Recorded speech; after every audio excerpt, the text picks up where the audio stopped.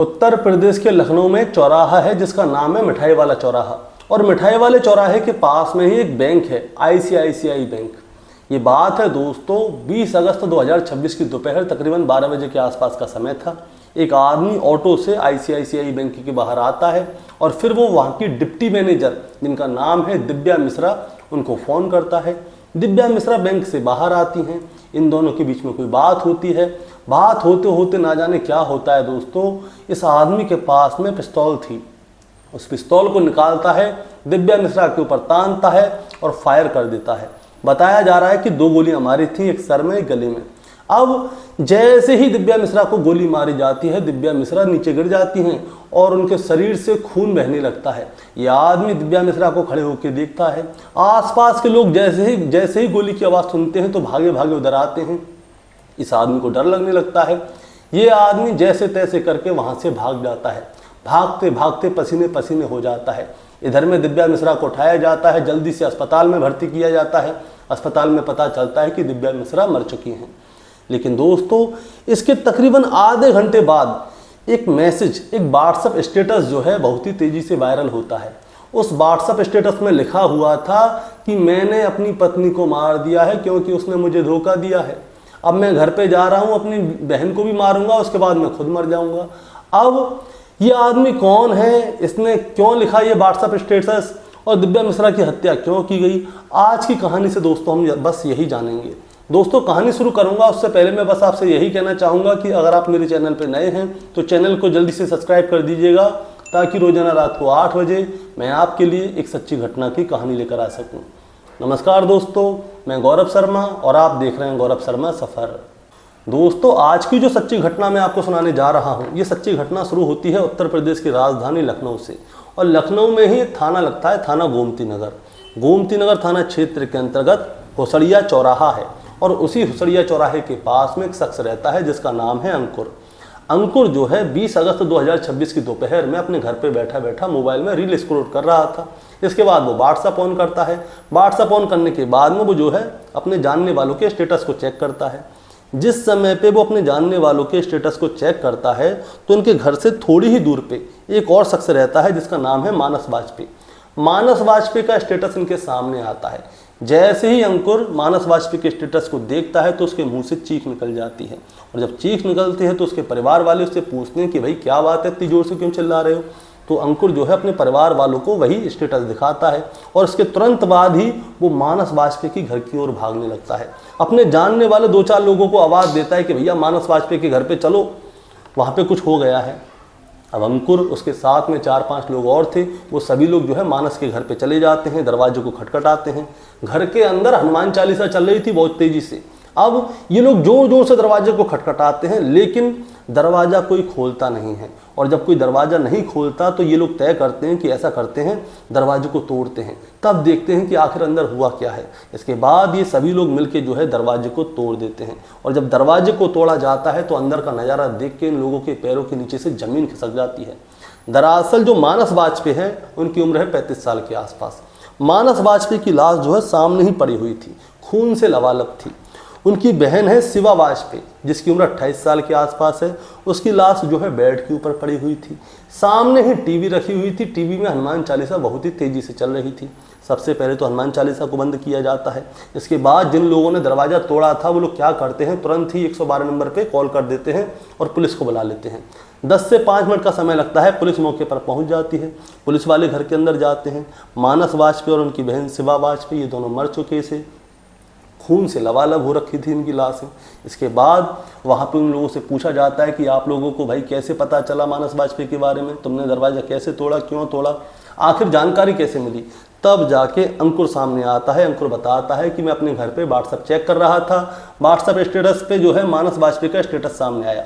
उसमें साफ साफ लिखा हुआ था कि मैंने अपनी बीवी की हत्या कर दी है, उसने मुझे धोखा दिया था, मैं घर पे जाके अपनी बहन और अपनी भी गोली मार के अपने आप को भी ख़त्म कर लूँगा। और इस सारे मामले के बारे में जो मेरी बीवी की बहन है प्रज्ञा मिश्रा जो है एक बहुत ही मशहूर यूट्यूबर हैं, पत्रकार यूट्यूबर हैं। प्रज्ञा मिश्रा और उनके पति भरत मिश्रा, इन दोनों के इसके बारे में पूरी जानकारी है। अब इन लोगों से जो है इसकी बीवी के बारे में जानकारी ली जाती है कि बीवी कौन है, कहाँ रहती है। तब जाके पता चलता है कि आधे घंटे पहले एक और घटना हुई थी। इस घटना से आधे घंटे पहले एक और घटना हुई थी। दरअसल कानपुर में ही एक मिठाई वाला चौराहा है और उसी चौराहे पे ICICI बैंक है और उसी बैंक में जो इनकी बीवी है दिव्या मिश्रा, जो कि वहाँ पे डिप्टी मैनेजर है, उनकी भी हत्या हुई है, किसी ने उनका कत्ल किया था।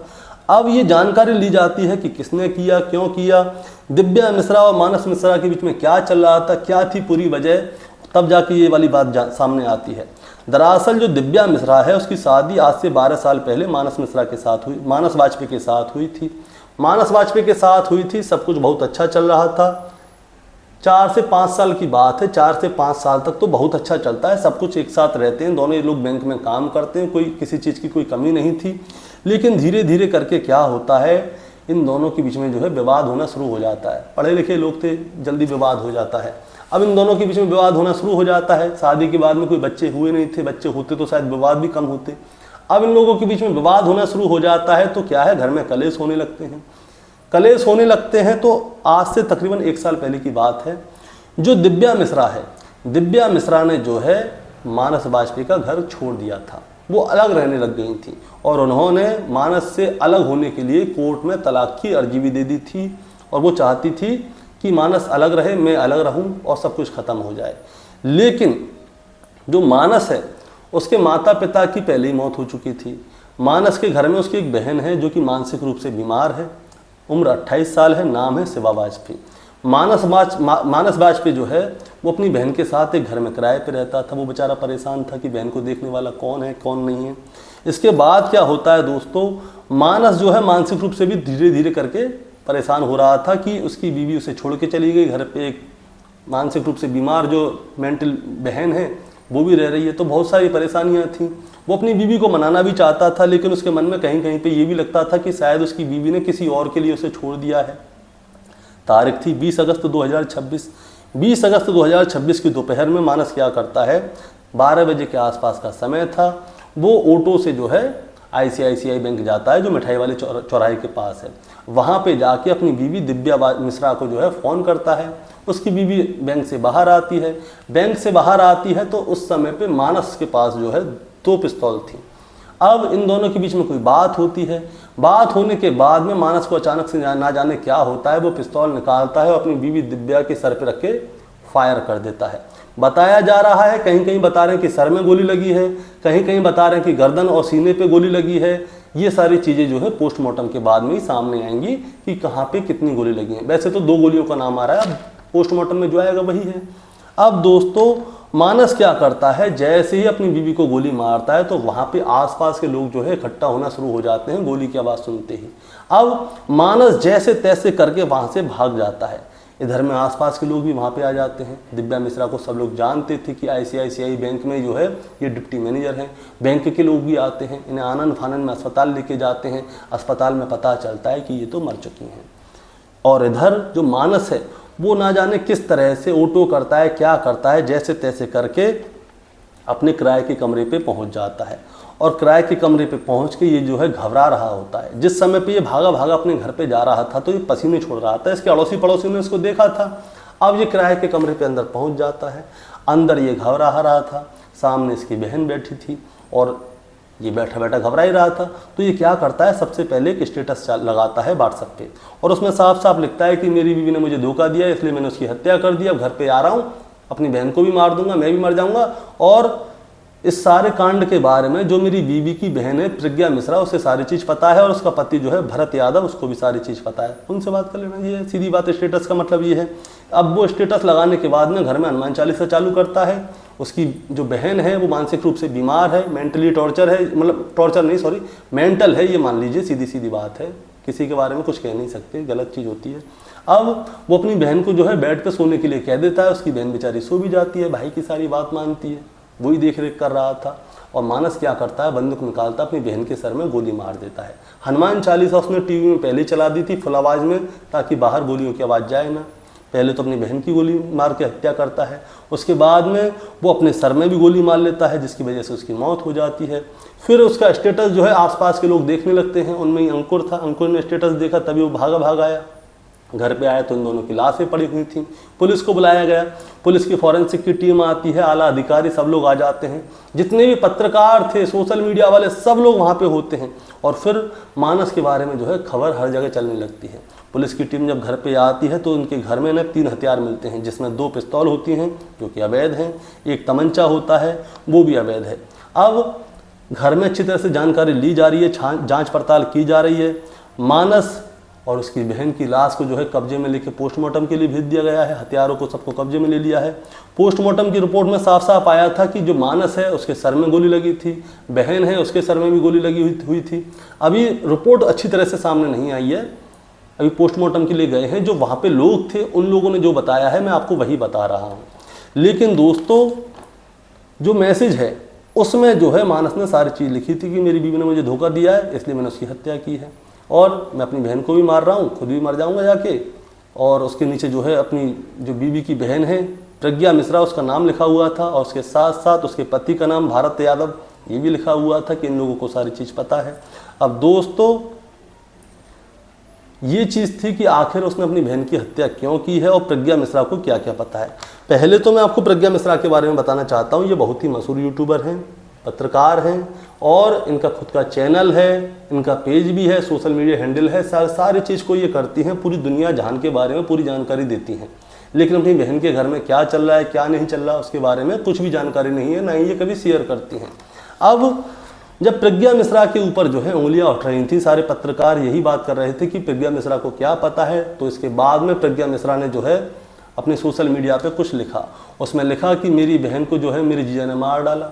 मेरी बहन जो है अपने जीजा के, जो उसका जीजा है वो जो है उसे टॉर्चर करता था, वो जो है साइको था। और मेरी बहन जो साइको जीजा है उसकी वजह से, और जो उसकी बहन है वो मेंटल है, मेंटल ननद और साइको पति, इन दोनों से बहुत ज़्यादा परेशान हो गई थी इसीलिए वो अलग हो गई। उसने ये भी लिखा कि मेरी बहन जो है मेरी माँ का बेटा थी और मेरी माँ जो है मेरी बहन से बहुत प्यार करती थी। माँ बार बार मुझे फ़ोन कर रही है लेकिन मेरे में हिम्मत नहीं है कि मैं अपनी माँ का फ़ोन उठा के उनसे क्या कहूँ क्या ना कहूँ। उन्होंने एक और बात लिखी कि आज अगर हम पूर्णागिरी घूमने चले गए होते तो आज मेरी बहन जिंदा होती, काश हम आज पूर्णागिरी घूमने चले गए होते। ये सारी चीज़ें थी दोस्तों। अब पुलिस जो है इस पूरे मामले की जांच पड़ताल कर रही है और जांच पड़ताल जब होके सामने आएगी कि कत्ल की वजह क्या थी तभी पता चलेगा। भी प्रज्ञा मिश्रा का नाम सामने आ रहा है। अब प्रज्ञा मिश्रा का नाम सामने आ रहा है तो शायद पुलिस जो है प्रज्ञा मिश्रा और उनके पति भरत यादव से बात करे। लेकिन दोस्तों कहानी को सुनाने का मतलब आपको परेशान करना या विचलित करना बिल्कुल नहीं है, बस आपको बताना है और जताना है। बताना जताना ये है कि जो मानस है उसने अपनी बहन की हत्या क्यों की उसके बारे में एक अंदाज़ा लगाया जा रहा है। अंदाज़ा ये लगाया जा रहा है कि जो उसकी बहन है वो मानसिक रूप से बीमार थी, 28 साल उम्र थी, शादी हुई नहीं थी और शायद मानसिक रूप से बीमार थी इसीलिए शादी नहीं हुई होगी। अब माता पिता पहले ख़त्म हो चुके थे, बहन की अकेली जिम्मेदारी मानस के ऊपर थी, पत्नी छोड़ के जा चुकी थी, पत्नी की जो वो कत्ल भी कराया, घर पे आके अपनी भी हत्या करना चाहता था। लेकिन सामने उसने बहन को देखा होगा कि अगर मैं चला गया तो मेरे पीछे से मेरी बहन को कौन देखेगा, कैसे रहेगी मेरी बहन, कैसे सर्वाइव कर पाएगी। इसीलिए शायद उसने अपनी बहन की भी हत्या कर दी कि भैया पहले बहन को फ्री करो उसके बाद मैं भी फ्री हो जाता हूँ। दोस्तों आपका क्या कहना है इस कहानी के बारे में आप ज़रा हमें कमेंट में बताएं। चैनल पर नए हैं तो सब्सक्राइब करके जाएं ताकि रोजाना रात को 8 बजे मैं आपके लिए एक सच्ची घटना की कहानी लेकर आ सकूँ। नमस्कार।